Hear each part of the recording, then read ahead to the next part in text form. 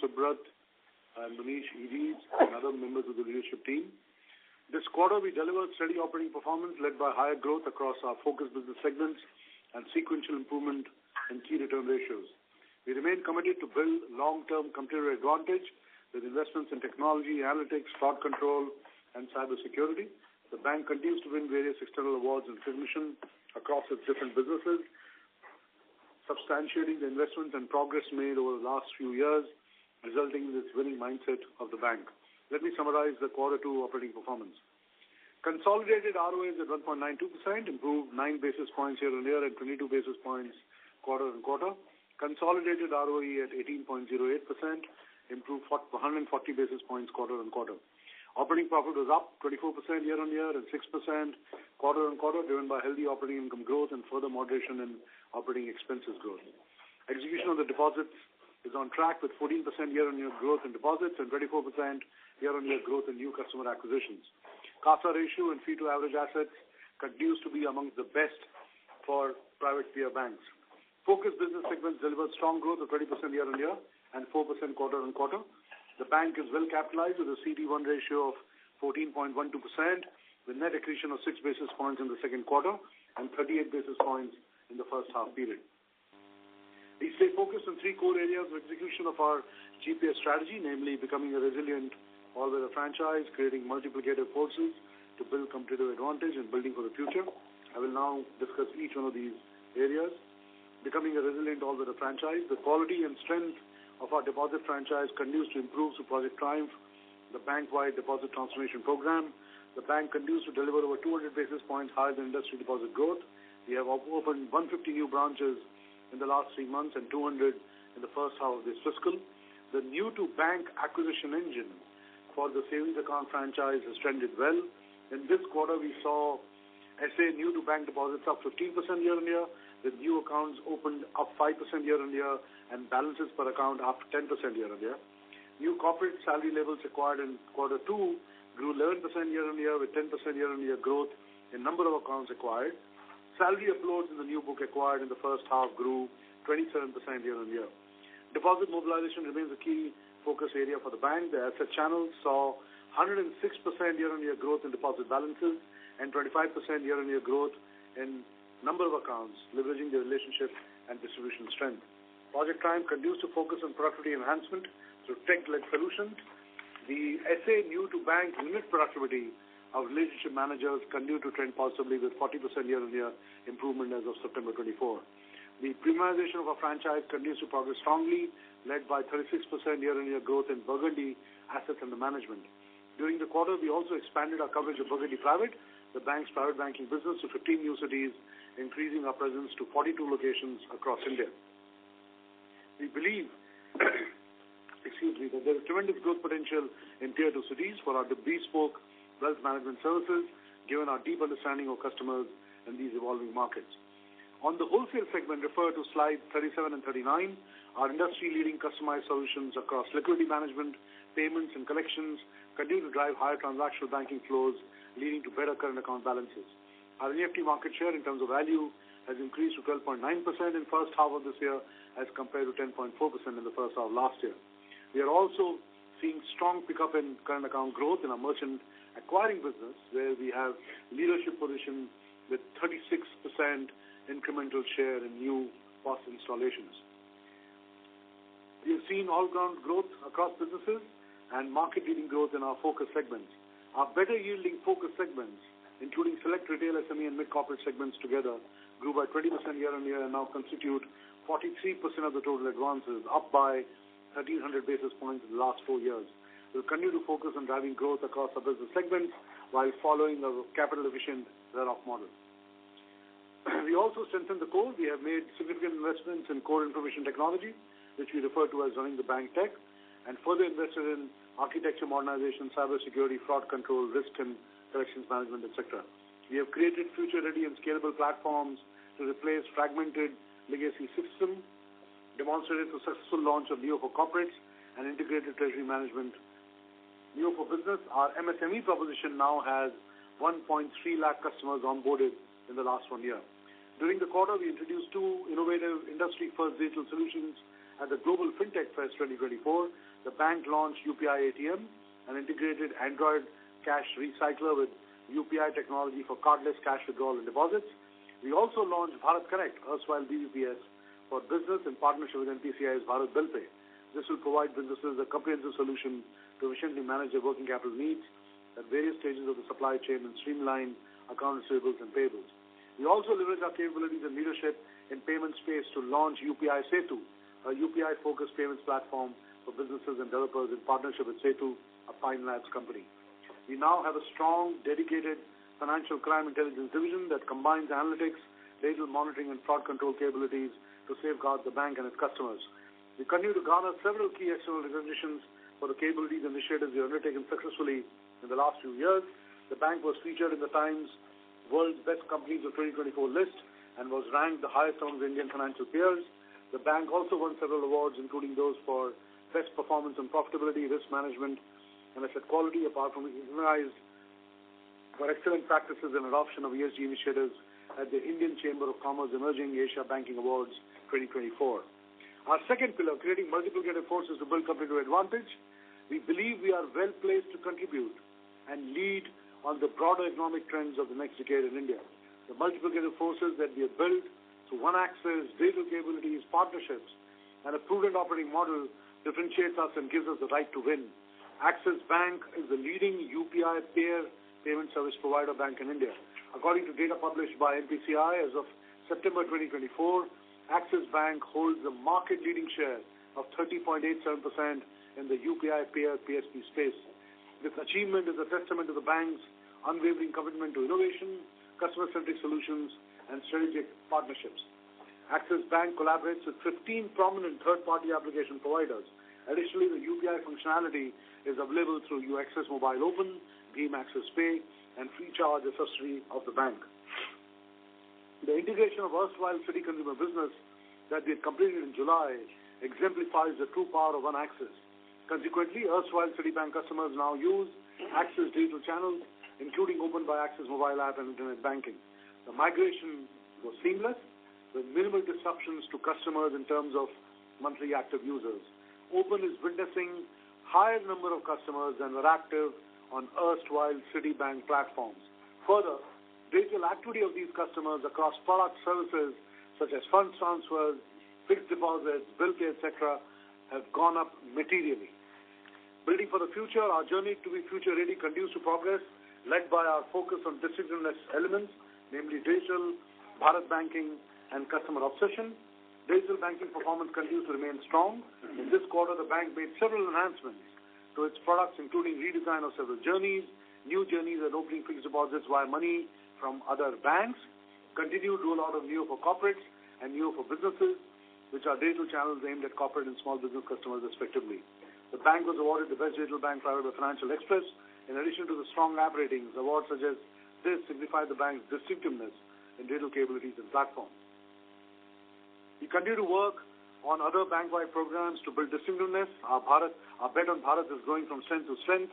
The rural advances grew 20% year-on-year, and deposits from Bharat branches were up 9%, thereby aiding the PSL and profitability metrics. We have expanded our multi-product distribution franchise and architecture to over 2,500 branches, complemented by 62,000 CSC Valley network across 683 districts and 80-plus partners across industry.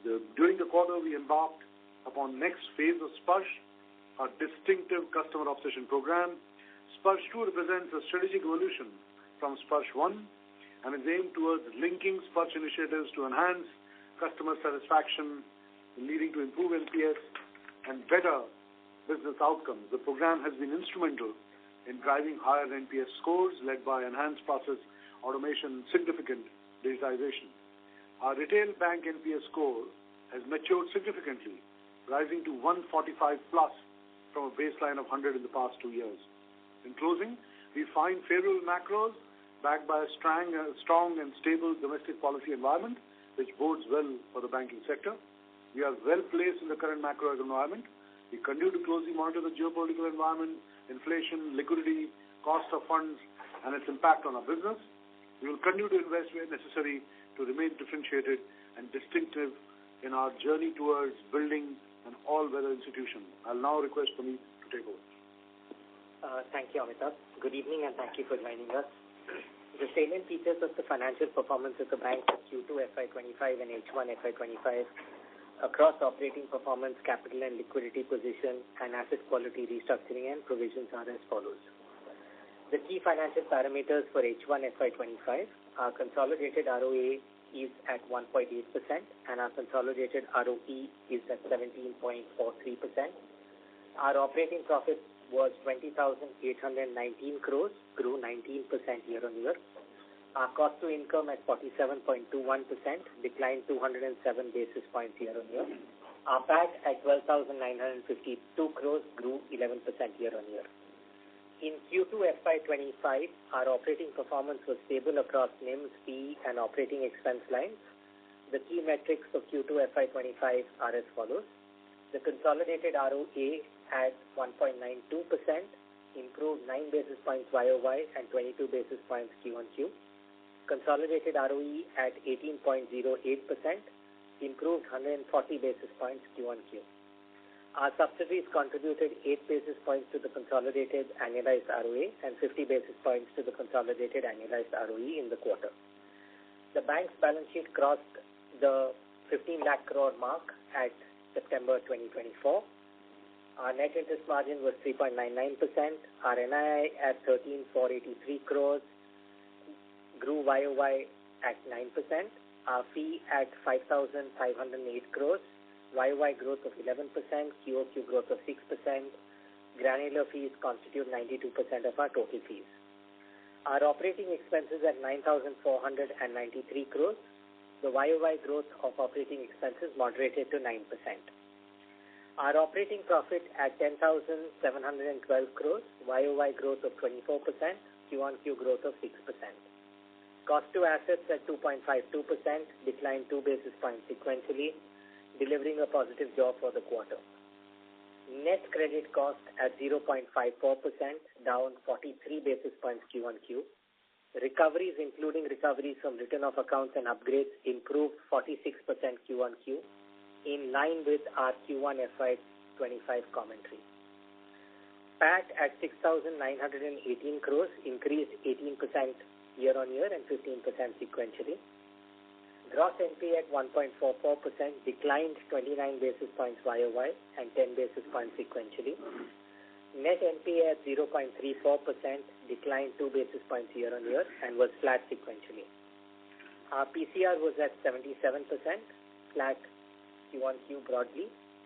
Standard asset coverage ratio at 1.2%, stable Q1Q. All provisions by GNPA ratio at 153%, improving 258 basis points Q1Q. In Q2 FY25, the bank received favorable ITAT orders for 6 assessment years commencing AY 11-12. This has resulted in a write-back of excess tax provisions made in previous financial years aggregating to 550 crores. In addition to specific loan loss provisions, in the quarter, the bank made provisions aggregating to 520 crores under the head provisions for other contingencies. These are entirely prudent and are not for current or future NPAs and should not be construed in any manner as the bank's assessment of expected credit quality. I would reiterate, these are purely prudent, not for NPA assets, and do not reflect bank's own expectation of its asset quality. This was done to strengthen the balance sheet further. Hence, on a net basis, the effect of reported results is marginal. Further, we are not expecting any further tax orders relating to similar matters in the remaining part of FY25. Bank CET1, including H1 profit, stands at 16.61%, thereby accreting net of consumption 6 basis points of CET1 in Q2 and 38 basis points in first half of FY25. In addition, the bank has a prudent other provision of 5,012 crores. This provision has not been reckoned for capital computation and translates to a capital cushion of 38 basis points over and above the reported capital adequacy ratio. The bank assesses its capital position on 2 pillars, i.e. growth and protection. We reiterate we do not need equity capital for either pillar. We may opportunistically evaluate issuing Tier 2 and AT1 instruments based on market conditions. In the current quarter, we applied increased outflow rates to our operating deposits, and this increase has impacted our reported LCR percentage and LCR accretive deposit number. These changes help place us better for the implementation of the draft circular. Net interest margin at 3.99% declined 6 basis points QOQ, largely attributable to the interest on income tax refund recorded in the previous quarter. Operating NIMs largely remained flat Q1Q. Yield on interest earning assets improved 9 basis points year-on-year. This was offset by a cost of funds increase on a YOY basis by 12 basis points, resulting in a NIM drop of 12 basis points. Our progress on structural NIM drivers continues. Please refer slide 10 with improvements across various variables on a YOY basis. Our balance sheet mix, loans and advances comprise 90% of total assets at September 24, improving 48 basis points YOY. Average advances comprise 66.9% of total assets at September 24, improving 40 basis points YOY. Retail and CBD advances comprise 71% of total advances, improving 243 basis points YOY. Low-yielding RIDF book declined by 10,448 crores year-on-year. RIDF comprised 1.21% of total assets at September 24, compared to 2.14% at September 23. Quality of liabilities measured by outflow rates remains best in the industry but declined marginally year-on-year. Quarterly average CASA at 40%, flattish quarter-on-quarter, declined year-on-year.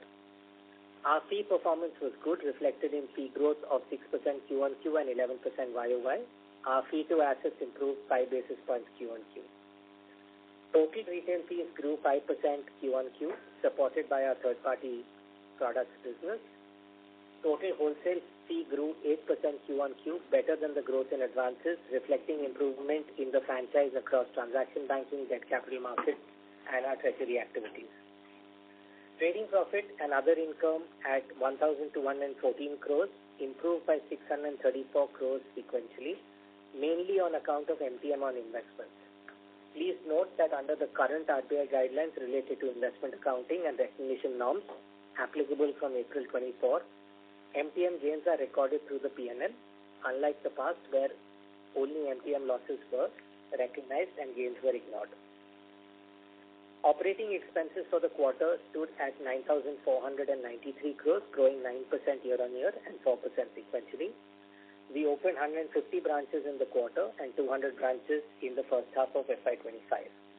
The YOY increase in rupee crore expenses can be attributed to the following reasons: 19% volume linked, 20% technology and growth related, and 74% to BAU expenses. This was offset by a reduction in our integration expenses. Technology and digital spends grew 31% YOY and constituted 10.2% of total operating expenses. Staff costs increased by 19% YOY. We have added 4,091 people from the same period last year, mainly to our growth businesses and technology team. Q1Q increase in operating expenses is largely attributable to our cards business and BAU expenses across all business and functional lines. Net credit cost provisions for NPA was 1,441 crores, declining 44% Q1Q. Provisions and contingencies for the quarter were 2,204 crores, higher sequentially due to the prudent provision for other contingencies discussed earlier. The cumulative non-NPA provisions at September 30th, 2024 is 11,815 crores, comprising provisions for potential expected credit loss of 5,012 crores, restructuring provision of 466 crores, standard asset provision at higher than regulatory rates of 1,912 crores, weak assets and other provisions of 4,425 crores. Moving to the performance of our subsidiaries. Detailed performance of our subsidiaries is set out on slides 62 to 69 of our investor presentation. In the first half of FY25, domestic subsidiaries reported a net profit of 927 crores, growing 35% YOY.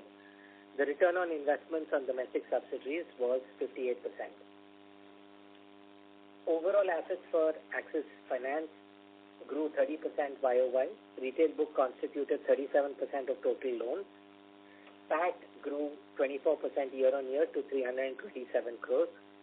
strong asset quality with a net NPA of 0.25% and negligible restructuring represent the strength of the Axis Finance balance sheet. Axis AMC, overall quarterly assets under management grew 20% YOY to 3,12,338 crores. H1 PAT was 244 crores, growing 29% YOY. Axis revenues for H1 FY25 grew 98% YOY to 907 crores, and PAT grew 139% YOY to 272 crores. Axis Capital PAT grew 29% YOY to 87 crores. We executed 30 ECM transactions in the first half. Moving to asset quality, provisioning and restructuring, gross and NPA in rupee and percentage terms declined YOY. Slippage, GNPA, NNPA and PCR ratios for the bank and segmentally for retail, CBG and corporate are provided on slide 54 of our investor presentation. Gross slippages for the quarter were 4,443 crores, declined sequentially. Our gross slippage ratio also declined by 19 basis points sequentially. Gross slippages segmentally were 4,073 crores in retail, 264 crores in our CBG business and 106 crores in our wholesale business. For the quarter, 33% of gross slippages are attributable to linked accounts of borrowers who were standard when classified or have been upgraded in the same quarter. Net slippages for the quarter were 2,374 crores, declining 28% Q1Q. Net slippages segmentally were 2,607 crores for retail, 91 crores for CBG, and negative 324 crores for our wholesale business. Recoveries from written-off accounts for the quarter were 984 crores, improving 67% sequentially. Net slippage for the quarter adjusted for recoveries from written-off accounts were 1,390 crores, declining 49% Q1Q. Segmentally, retail was 2,164 crores, CBG was 31 crores, and our wholesale business was negative 805 crores. To summarize, Axis Bank is progressing well to be a stronger, consistent, and sustainable franchise. Consolidated ROA and ROE for Q2 were 1.92% and 18.08% respectively, an outcome of our disciplined execution. The bank has ample and sufficient liquidity visible through the average LCR ratio of 115%. Given the increased regulatory focus on CD ratio as one among multiple measures to be tracked, deposit growth will continue to be a key constraint for growth in advances in the short to medium term. In the medium to long term, we believe advances can grow 300 to 400 basis points faster than industry. We are well placed in the current macro environment. We continue to closely monitor geopolitical environment, inflation, liquidity, cost of funds, and its impact on our business. Thank you for your patience. We conclude our opening remarks and we would be happy to take questions. Thank you very much, sir. We will now begin the question and answer session. Anyone who wishes to ask questions may press star and 1 on their touchtone phone. An operator will take your name and announce your turn in the question queue. Participants are requested to use only handsets while asking our questions. Ladies and gentlemen, we will wait for a moment while the question queue assembles.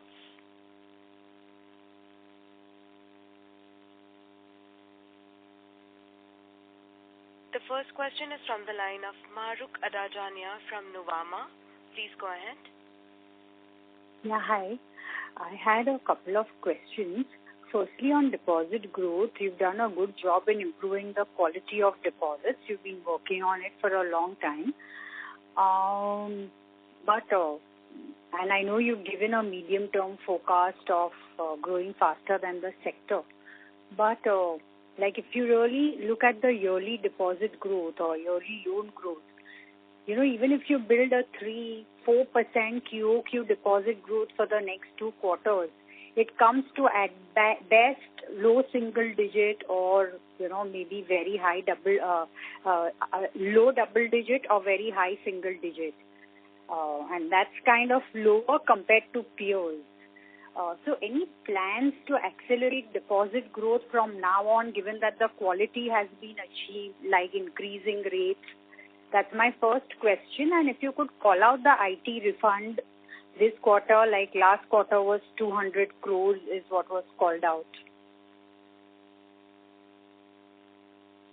Maruk, thank you for your question. I'll clarify on the data points that you raised. Last quarter, we had interest on income tax refund, which was recorded in the net interest income line. That was 220 odd crores.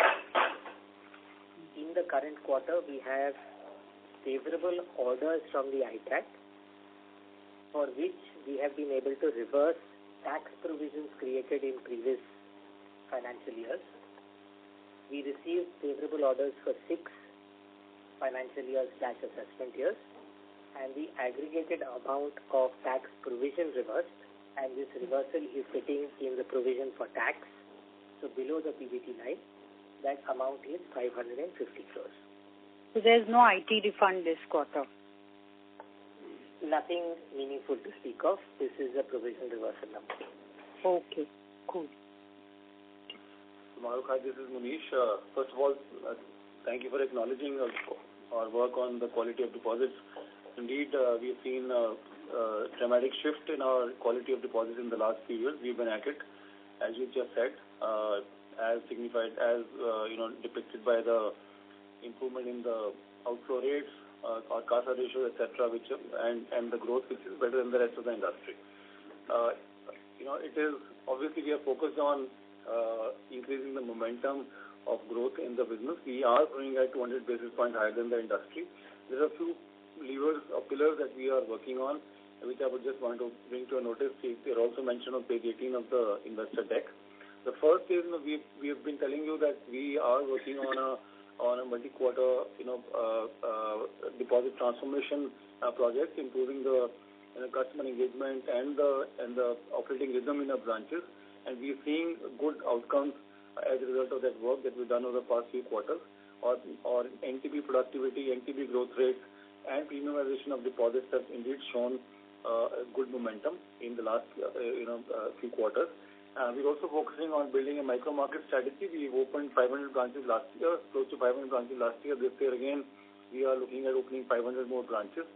We are working on premiumization of our total base. Our growth rates in our premium accounts in our markets is actually higher than the overall growth rates, but that number we will continue to focus on. Our wealth franchise, which is Burgundy Private franchise on top, is also growing at a very healthy pace, and it's got 2 lakh crores of overall AUM. We've also added 15 more cities and taking our Burgundy Private number to about 42 cities in the country. We are working on our Bharat banking strategy is also continuing to ensure that we get deposits in the deeper markets as well through multiple channels of distribution, and our digital partnerships, including our World's Best app on the retail side and the Neo project on the wholesale side for our customers. We're also ensuring that we continue to deepen our engagement. If you look at our overall number in the first half, we've grown deposits at 14% in the first half of the year, and it's our endeavor to continue to push for higher, better quality growth from here. Okay, perfect. Thanks. And if at all I can slip in a third question, if you could explain the vintage of write-offs, right? So those would be old NPLs, right? The write-offs that you do in the walk. Yeah, Maruk, thanks for the question. I'm presuming you're looking at the NPA walk slide that we published yes. as part of our investor presentation, slide 56. Yes. And you're wanting details on the 3119 crores, correct? Yes.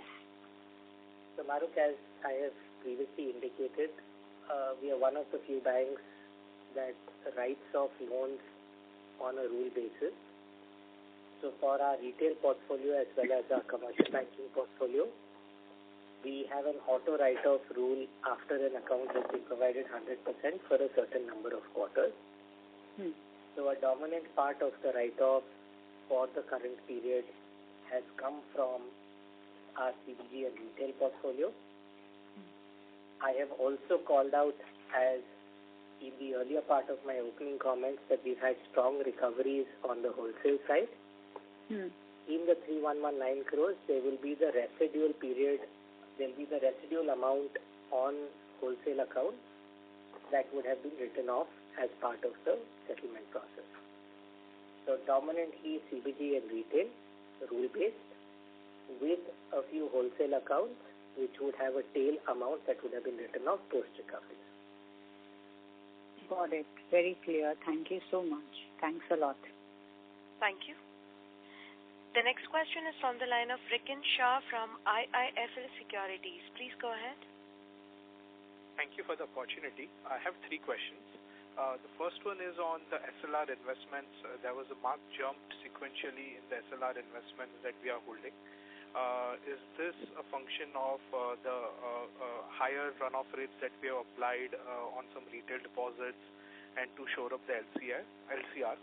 The second question is on asset quality. While you called out, Puneet, that the gross slippages are largely from retail, if you could provide some additional color as to whether it's coming only from the unsecured or there are other retail segments which are contributing to that as well. And a sub-question would be that the recoveries, while they have improved sequentially, would you say that there is still some more catch-up of the lower recoveries that we saw in 1Q to come through in the second half? And the last question that I have is on the draft RBI norms which were announced recently and specific to the subsidiaries not allowed to do overlapping businesses. So some of your subsidiaries would be in the lending segment, and what is your preliminary assessment or understanding of this guideline? Rikin, thanks. Thank you for the questions. Multiple parts. Let me break them up and respond. Your first part was your observation on GSEC growth on balance sheet. My request to you is please, and that number will reflect a 10 to 12% sequential growth. Please do not look at that number in isolation. We manage the balance sheet with an interest rate view. So please look at overnight placements plus SLR together. And if you look at the two numbers on a cumulative basis, there will be a net increase if you add the two lines up by roughly about 3,800 to 3,900 crores, which is in line with the balance sheet growth. So it is just how we have deployed liquidity as at reporting date that shows you the anomaly between the two line items. Overnight placements get reflected in cash and balances with banks, whereas SLR securities get reflected in the investment schedule. Yes, there is an increase in the SLR securities on account of the runoff comment. So yes, that does partially contribute to the increase, but it is not to the extent as visible on the face of the financial statement. Your second question was the October 4th circular from RBI. I would simplistically state today that the bank is reviewing and evaluating implications of the draft circular on our legal and operating model. We do intend to review and make representations to clarify our understanding of the draft circular as it stands today. We will wait for the final guidelines to determine our position on the October 4 circular outcomes. But the one principal philosophy that we will use as we assess October 4 implications is we will do what's in the best interest of our shareholders. That's all that we are able to comment today. It's very nascent to give you a categoric outcome on what, when, and how we would deal with the implications of the October circular today. I think the third part of your question was retail slippages and color thereof. You fairly observed, as I had called out earlier, retail slippages are a large part of our slippages for the quarter. Directionally, they are coming from the unsecured product segments. We have never given you product-specific details, so we would not like to start doing that now.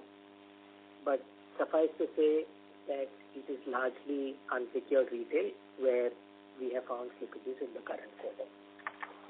I think that covers all the questions you had, Rikin. I hope I have not missed anything. Just one sub-part. One was on the recoveries.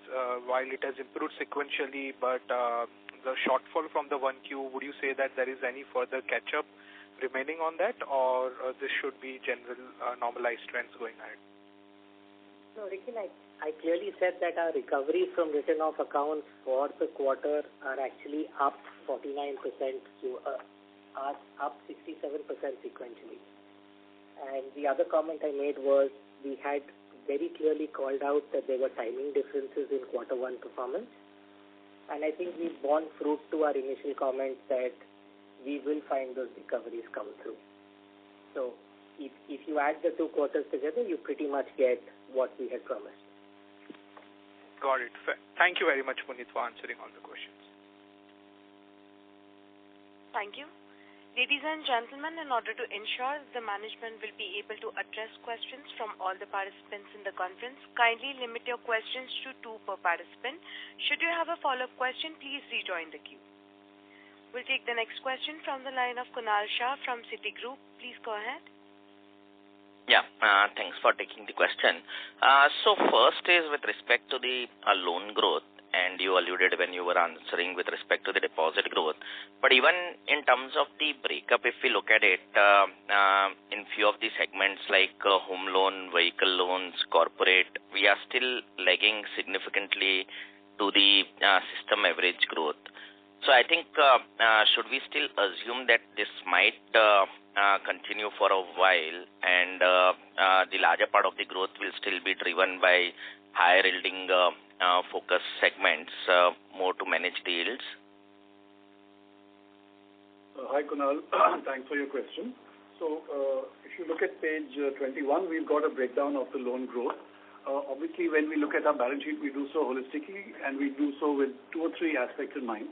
Our primary driving factor is returns on different parts of the balance sheet. Now, if you look at the way unsecured, which is traditionally a higher yielding asset book, has performed, the returns will be affected by the credit stress, similarly on cards, similarly on others. At the same time, we are also acutely aware of the situation in the market which affects some of the derived demand products such as auto and home loans. So we're expecting to see a pickup in the loan growth in this quarter and the next, but we will continue to calibrate the composition of the loan growth, particularly on the retail side, in order to optimize the best return while keeping in mind what we will get as placement yield and also what we expect to see as credit losses. Okay. So fair to assume maybe at least in terms of the traction on retail, we will still see the decline, particularly on the unsecured and some pickup on the secured side. I would not qualify it as a decline. We haven't even here, we haven't seen a decline, neither sequential nor QOQ or nor YOY. But yes, it will be calibrated it will be calibrated for those segments where we believe we see signs of stress. So we will take early action, and obviously you will see the composition of that change on a fairly dynamic basis. Okay. And second question is on cost of deposits. So that has still stayed flat this quarter. So how do we say, maybe are we largely done with the repricing? There has not been much increase in the term deposit rates for us. So should we assume that it stays at the current level given the rates which we are offering today? Kunal, thank you for the question. I presume you're looking at data on slide 9 of our presentation. Yes, we've been flattish on cost of funds. We put out cost of funds, not cost of deposits. Effectively, if you look at the way I would request you to think about... Sorry, so on slide 7, there is cost of deposits at 5.08. That's correct. So effectively, if you look at 5.08 flat, even cost of funds have remained flat. The 1 basis point change in cost of funds is principally led by borrowing cost increase. As long as the market remains disciplined about pricing for deposits, we would expect a reasonable part of the back book to be repriced. We'll have to look at how the forward book moves. We, as a bank, have remained very disciplined on deposit pricing, and that is a operating model that we intend to continue to follow on a go-forward basis. Okay. Kunal, if you look at the Fed has cut rates by 50 basis points. ECB is cut by 25 the third time today. And there is already conversation on when the RBI will cut. Now, one can argue on whether the cut is going to come in December or March. But in the environment like that, it is unlikely for deposit rates to go up. And so therefore, to that extent, the pressure to push deposit rates up seems unlikely. No, only question was on repricing. We are largely done with respect to the repricing on the back book. See, very large percentage of the book is between, let's say, 6 months to 1 year. So you can do the math. On what that number could be. Got it. Okay. Yeah. Thanks, and all the best. Yeah. Thank you. The next question is from the line of Nitin Agarwal from Motilal Oswal. Please go ahead. Yeah. Hi. Good evening. Thanks for the opportunity. I have two questions. One is on the CD ratio and LCR. If you can indicate what is the comfortable number threshold that you would want to maintain on this, and specifically on LCR, what really driven this increase in outflow rate? Because we were over last 2 years in the consistent decline, and the entire increase seems to have come through in this quarter. So how are we looking at this going forward in the next quarter?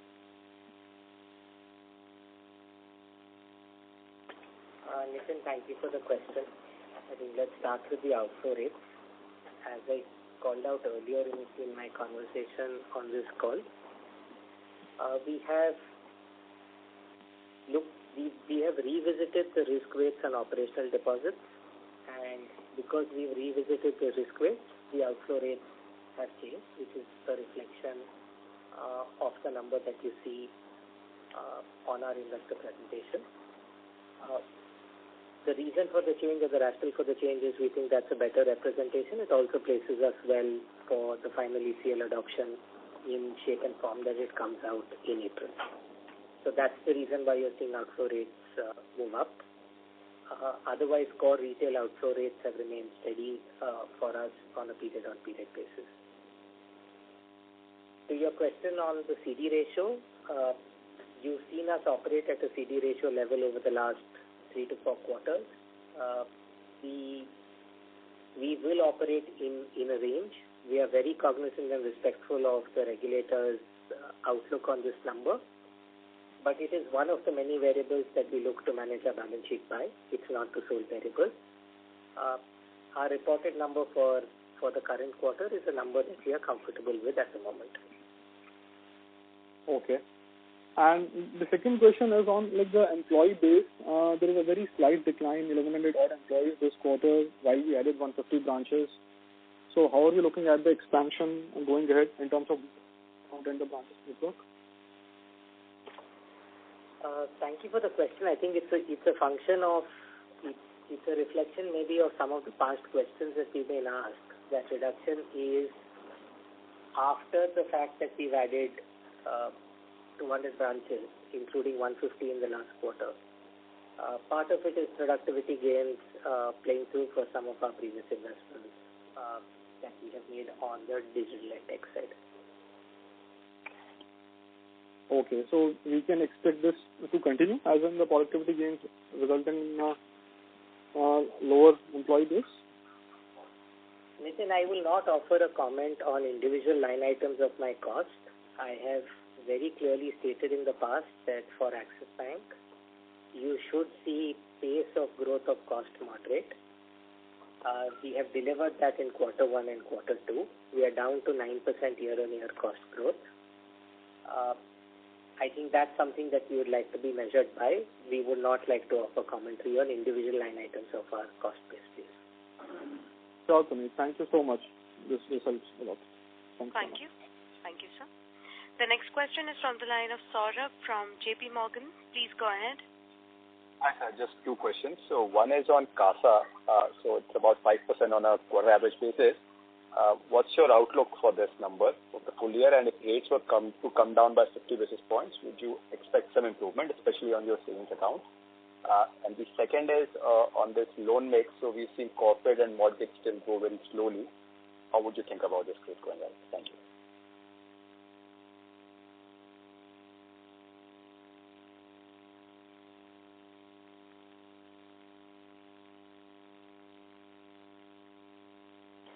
My apologies, couldn't hear you clearly May I request you to please repeat your question? So the first is on CASA. I'm sorry to interrupt, Mr. Saurabh. I would request you to kindly use your handset, sir. Your audio is not clear. Is it better now? Yes, please. Yeah.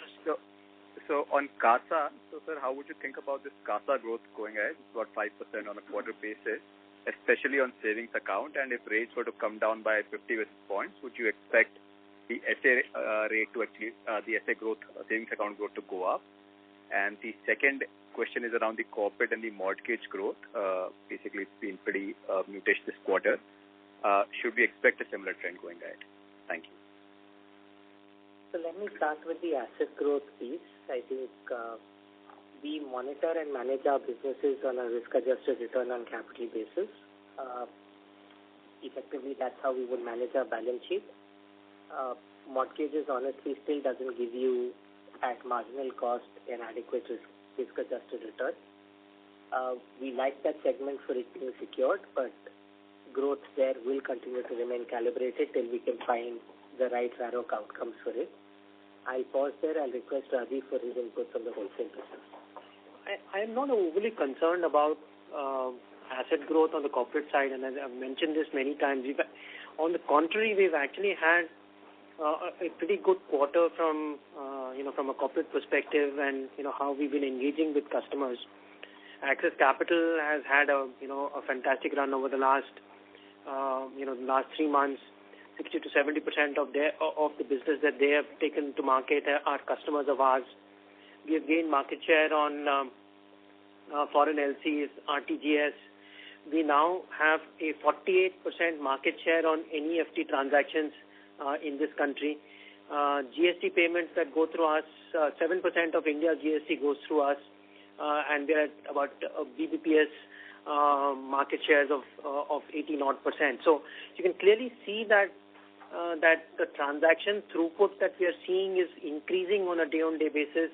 Amitabh's commentary around Neo for corporates, Neo for business, Neo for treasury is gaining traction, and that is showing up in numbers and is also showing up in current account balances.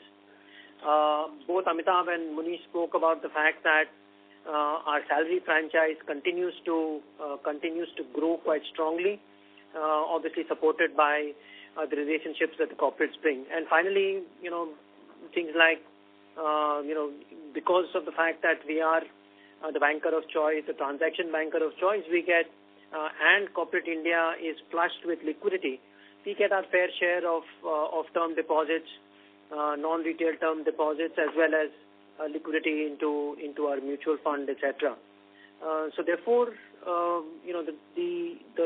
the way that we transact with the bank, with corporates, has diversified quite significantly, adding to PPOP. We've also had a very good quarter in terms of DCM activity. We have something like a 50% market share on the loan syndication market as well. So we may not necessarily use our balance sheet to support our clients, but we are able to deepen relationships and improve ROC for ourselves. Very clear. And just on CASA, sir?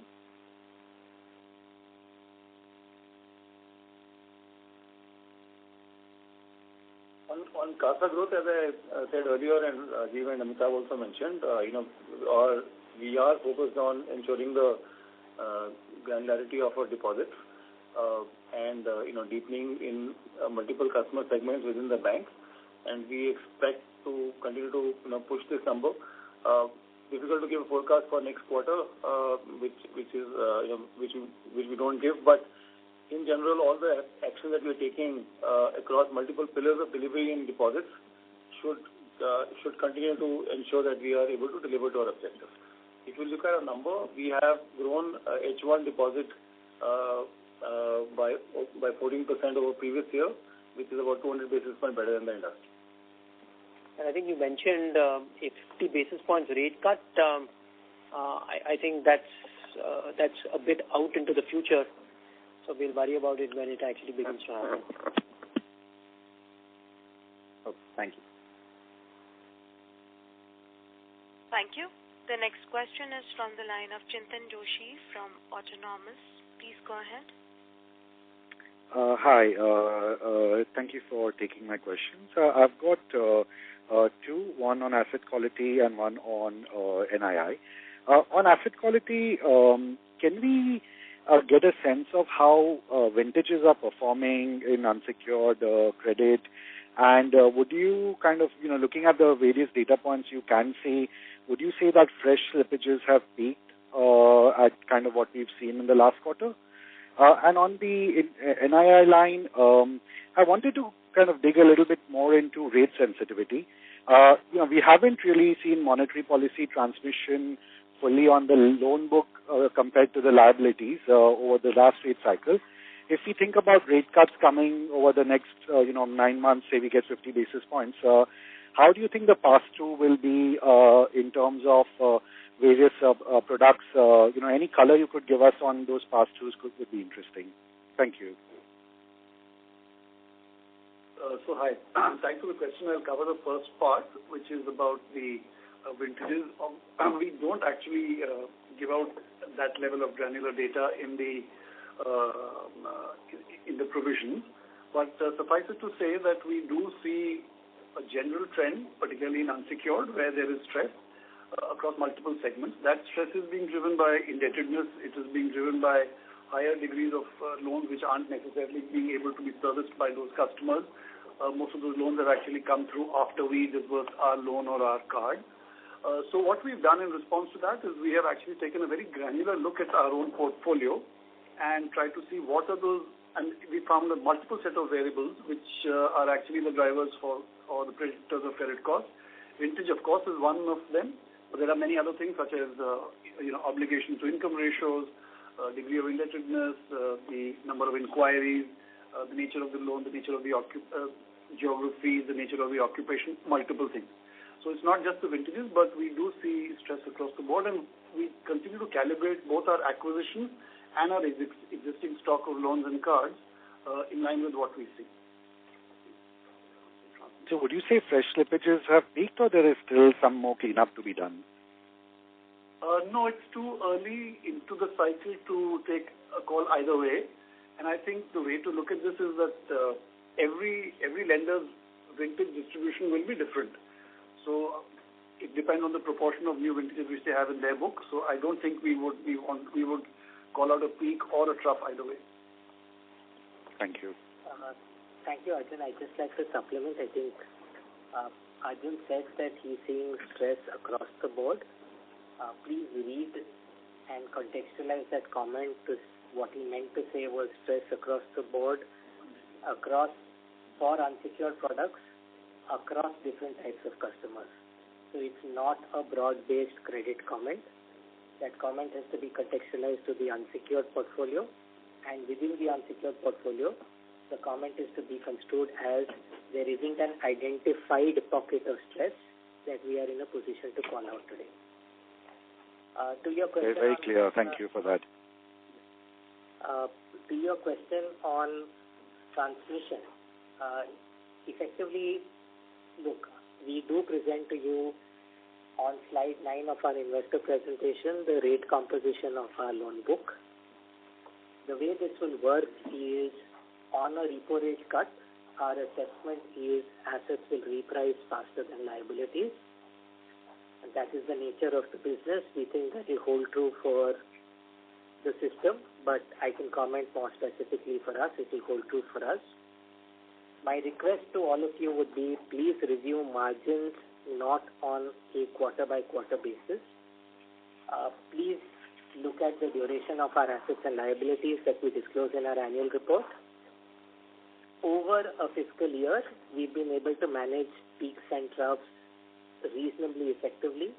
An example would be in FY23 when we saw rates moving up. Our margins increased from 3.6 to 4.22 with average margins of 402, 403. FY24 where liabilities repriced but assets remained flat, we still managed to close the year with 407. So my request is contextualize this discussion or argument on rate cuts impacting margins we agree and acknowledge first quarter there will be a negative impact, but we don't manage margins on a quarter-by-quarter basis. Over the duration, we do expect that the structural improvements of our balance sheet should hold us in good stead. Thank you. Thank you.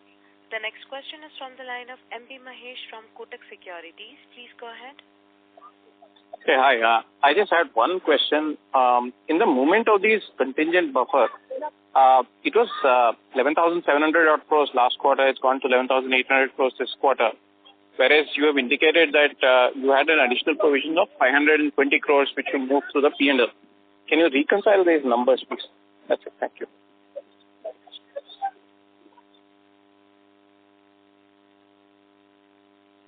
So broadly, what we have through the P&L is the 520 crores that I call out. But on the cumulative provisions, if we are making provisions against a non-balance sheet business, that number is not depicted on slide 2 as cumulative businesses. That is provision over and above the cumulative provision. So Mahesh, I make provisions for on-balance sheet exposure. That on-balance sheet exposure cumulative provision comes in the cumulative disclosure of 11,700 moving to 11,800. I make provisions for off-balance sheet, which gets routed through the P&L, but because it's off-balance sheet and I use the 11,800 to reference to a standard asset cover number, since the denominator does not include off-balance sheet, the numerator also does not count that. That will explain the reconciliation gap for you. Okay. Thank you. Thank you. The next question is from the line of Pranav Gundapalli from Bernstein. Please go ahead. Hey, good evening. Thanks for the presentation. I just have one question on loan growth. If you look at our loan growth this quarter, at about 11%, we're almost a good 2-3 percentage points below the system growth. So what are we really doing differently versus the system? Is it more conservative given the asset quality trends? Or is the bar much higher in terms of the yield? Or is the constraints because of the various liquidity requirements a bit stronger for us versus the system? Just trying to get what is being different for us versus the system. Yeah, thank you for the question. On page 21, we've given a breakdown of the loan growth, particularly for our retail book. The way I'd like you to look at that and sort of internalize it is we've talked about the fact that as a sector, the unsecured segments of our book do show some signs of stress, and those are industry-wide. Those represent indebtedness. We therefore will continue to observe and calibrate our book on the basis of essentially 3 factors. One is, where do we see the placement yields being the best? Also, in this environment of a slightly stressed unsecured lending book, we will also then need to optimize it for returns. And where do we see the predictive losses coming in on our book? So if you translate that down, we will continue to calibrate this book. However, the growth per se, if you look at it at a total retail level, is not very low, instead of 15% YOY. And while the composition of the book will change going forward based on these 3 factors which I mentioned, we will continue to strive for growth, but we will be very careful and very cautious about the segments in which we will get that growth. So that's where you'll see some of the change coming, but we will continue to strive for growth in those segments where we would like to operate and where we believe the returns will be supportive. Understood. So would it be fair to say that the choice segments are more of on the retail side, therefore if the system sees a slowdown there, that outperformance that you refer to just 4-6% of system growth would probably be lower going forward? No, we wouldn't give a forward guidance of that nature. And also, as I said, the situation with respect to the stressing environment is also fairly dynamic. So we will, and some of these loans are also demand-based, for example, auto, for example, home loans. So there are a multiple set of factors that will go into determining the growth for the forward quarters. It will be difficult to give you a number for the future quarters at this juncture, but we will observe it on the basis of those factors which I already mentioned. Understood. Thank you. On our focus sectors, as we've been calling out, which is basically the MSME sectors, which is all the way from small to mid-corporate space, that book continues to grow strongly. It's grown strongly this quarter as well. You'll see that on page 44. And I think that is that to me it's quite an exciting space. It's, we're seeing a lot of possibilities of growth. We've seen strong growth in this book for the last 5 years, and I see no reason why this book should not continue to grow strongly over the next many years. I do believe that MSME will be what retail was, or MSME will be over the next decade what retail was in the previous decade. Understood. But my question more was just like, at an aggregate level, if you were to pick the three factors I mentioned, where do you see the biggest differentiation versus system, right? So I'm guessing you're hinting that you have a higher bar on yield versus the broader system. I think the point that I just want to reiterate the same point that Puneet made. Ultimately, lending is our dharma. As long as it meets our underwriting standards and as long as it meets our pricing standards, we will lend. Yes, just to belabor the point, yes, your growth is slightly slow. I'm just trying to understand which of those constraints are for you a bit stronger or higher versus the broader system, right? Because you have that 2-3 percentage points growth gap that exists today. See, I don't think at any stage any of us have, ever mentioned that this 3% outperformance that we've spoken about is something that we will deliver on a quarter-on-quarter basis. I think it is a medium-term outlook, and I don't want to get too overly focused around this. So, for example, just to meet these expectations, I can easily put on growth on the credit side. The credit will be super strong, but may not necessarily meet our pricing standards. That's not the way we want to run our business. We are very confident that into the medium term, we will find ample opportunities for us to grow such that we are able to meet the growth expectations that we are building. Thank you very much, sir. The next question is from the line of Param Subramanian from Nomura. Please go ahead. Yeah, hi, good evening. Thanks for the opportunity. My first question is on the contingent provisions made in the quarter, 520 crores. I just wanted to ask again, what is the need for making the provisions in this quarter? If we think there are no pressing asset quality issues, why are we making these provisions? Because provisions like these depress the profitability and the book value, and if we also have significant buffers already, and no real visibility of when this will get written back. So yeah, just on that, firstly. Yeah. Param, thanks for the question. Please appreciate that we did have a one-time write-back of 550 crores. We have indicated to you that we want to build a strong and prudent balance sheet which withstands cycles on a go-forward basis. There was 550 crores of tax write-back. And we thought it was a fair and opportune time to create a balance sheet strength, for which we created the 520 crores prudent provision. So so it's a one-off offset by a one-off. On a net basis, they broadly equalize. So that's the rationale of the prudent provision. Okay. Thanks for calling it out that way, Puneet. Yeah, that helps. Secondly, my question is on the LCR and again on the outflow rates.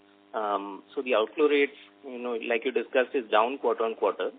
Just wanted to check if is this regulatory driven, because we had this news flow a few months ago about RBI doing LCR audits.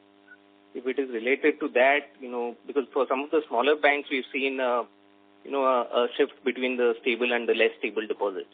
And secondly, on the LCR again, how do we plan to, with the new draft norms coming in, because we're at 115% now, which will probably take us closer to, 100% when the new draft norms kick in. So, what are the tools we have at our disposal to, navigate the new norms? Yeah. Thanks again for the question. I think I don't want to offer forward-looking comments on what we would or can do based on the April implementation. It's still draft, so we want to wait for what the final contours of that deal is. I think all of us understand multiple representations have been made, so we really don't know what shape and form the final guidelines would come. But yes, we'd like to prepare and be ready for those guidelines if and when they're issued. And on the outflow rates? Yeah, sure. The operational deposit reclassification, it's simplistic. We have a practice of benchmarking ourselves to best practices across the industry. This was one place where we had a divergent practice, and we've gone ahead and realigned ourselves. That's the change that you see in the current quarter. Okay, perfect, Puneet. Thanks a lot. Yeah. Thank you. Ladies and gentlemen, this will be the last question for today, which is from the line of Jai Mundra from ICICI Securities. Please go ahead. Yeah, thanks for the opportunity. Sir, I have only one question. On the retail slippages, right, if I were to calculate the retail slippages as a percentage of loans, it would come out, let's say 2.7, 2.9% in the last 2 quarters. Considering the way you said that, you keep focusing on the risk-adjusted growth and risk-adjusted return, and there have been a little bit rise in the slippages in the retail portfolio driven by maybe unsecured. Fair to say that this 2.7, 2.8% slippages may sustain in the near term, even if it does not go up, because the loan mix is still in favoring of the unsecured book at the moment. I just wanted to get some sense there. Okay, thanks for the question. We don't offer guidance on what our slippage numbers could be. Therefore, I'm not going to provide an indication of what the gross slippage ratio for retail would look like in the coming quarters. I would just leave 2 comments for your consideration. One, Q2 FY24, since you've done the computations for yourself, the change in gross slippages on retail has been about 40 to 45 basis points from same quarter last year. So it is an exponential increase in that context. We've clearly called out as part of our responses to earlier questions that it is coming from the unsecured business. Our risk and business teams have taken corrective action on segments and products. We do expect those corrective actions to deliver, but we are not calling out a point in time where we think this will peak out because portfolios run their course. I'd reiterate what I have said on the previous quarter commentary. Portfolios are behaving within the internal risk guardrails we have set out for ourselves. So we have priced for this risk that we are seeing manifest today. That's where we would like to leave our response on this. We don't offer guidance, so unfortunately I can't give you a direct answer to your question. Sure, no, understood. Thank you and all the very best. Thank you very much. That was the last question for today. I would now like to hand the conference over to Mr. Puneet Sharma for closing comments. Over to you, sir. Thank you, Michelle. Before I conclude, I think I want to make 2 clarifications based on questions asked on the call.